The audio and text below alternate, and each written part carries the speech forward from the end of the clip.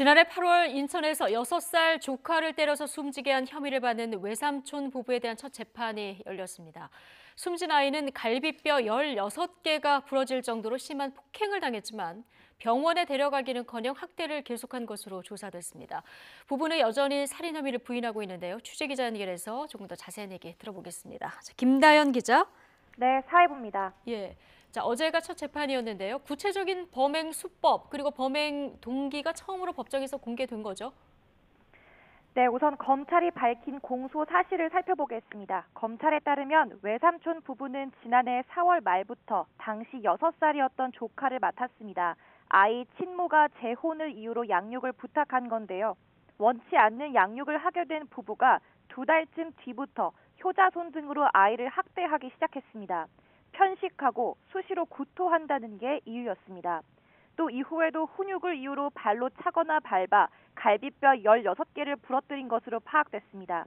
검찰은 아이 엉덩이에서 진물이 나올 정도로 상처가 골맞지만 부부가 병원에도 데려가지 않았다고 말했습니다. 결국 지속적인 신체 정서적 학대와 방임으로 아이는 외상성 뇌출혈로 사망하게 됐다고 설명했습니다. 예. 자, 검찰은 아이가 숨질 걸 알면서도 계속 학대했다. 그러니까 살인의 고의성이 인정된다. 이렇게 판단을 하고 있는 거군요. 네, 그렇습니다. 숨진 아이는 지난해 8월 인천 운남동의 아파트에서 심정지 상태로 병원에 옮겨졌는데요. 당시 경찰은 아이 몸에서 멍자국을 발견해 외삼촌 부부를 긴급 체포했습니다. 하지만 학대 증거가 명확하지 않다는 이유로 불구속 수사를 이어가다가 6개월 동안의 보강 수사를 통해 구속했습니다. 경찰은 지난달 부부에게 아동학대 치사 혐의를 적용해 검찰에 사건을 넘겼는데요.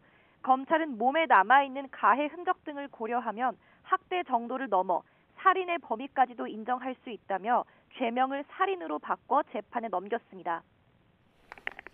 네, 부부는 이 경찰 조사 과정에서부터 혐의를 인정하지 않았었는데 재판에서도 여전히 공소 사실을 부인했다고요? 네, 이들은 앞선 경찰 조사에서도 조카를 때린 적이 없고 멍자국은 어떻게 생겼는지 모르겠다며 혐의를 줄곧 부인한 것으로 알려졌는데요. 하지만 시신을 부검한 국립과학수사연구원은 외력에 의해 멍자국이 생겼을 가능성을 배제할 수 없다는 소견을 내놨고 한 법의학자도 숨진 A양에게서 만 2세 이하 영아에게 나타나는 흔들린 아이 증후군이 보인다며 외력에 의해 사망했을 가능성이 크다는 의견을 전했습니다. 아이 외숙모는 재판 내내 눈물을 흘렸는데요. 혐의는 부인했습니다. 변호인은 검찰의 공소 사실을 전체적으로 부인하는 입장이라며 관련 기록을 열람하지 못해 자세한 의견은 다음 재판에서 밝히겠다고 말했습니다. 두 번째 재판은 다음 달 14일 열립니다. 지금까지 사회부에서 전해드렸습니다.